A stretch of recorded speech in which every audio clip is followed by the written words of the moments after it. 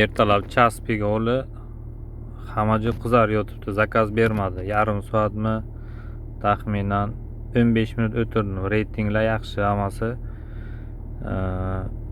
Bitta zakaz qildim ertalab. 625 rublga tarif.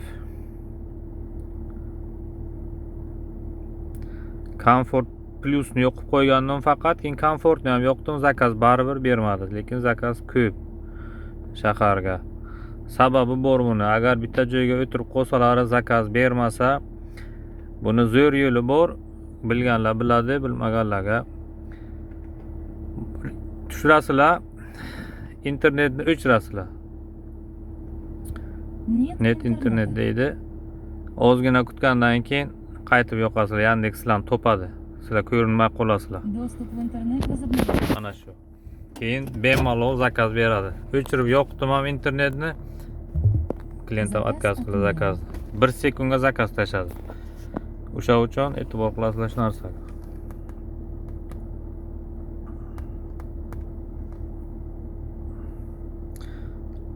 Kim Comfort Plus biznes tariflarga ishlasa, zakaz bermayversa, ba'zi joylarga, misol uchun center, shunaqa joylar Comfort Plus zakaz ko'p, biznes ham bor. Chetroq joyga kelib qolsalar, zakaz kam bo'ladi bu tariflarga. Ko'pchilik arzonroq zakaz qilish xohlaydi, Comfortni ham yoqaman o'sha uchun. Ana bu siniy zona.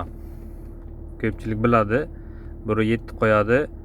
Ana bu yerda grafiki bor, pastiga ko'rsatadi. 8:40 dan 9:09 gacha qancha uzoq bo'lsa zakaz, shuncha ko'p foiz qo'shib beradi. Comfortdan zakaz beradi. Rossiyaga ikkinchi adresni ko'rsatmaydi.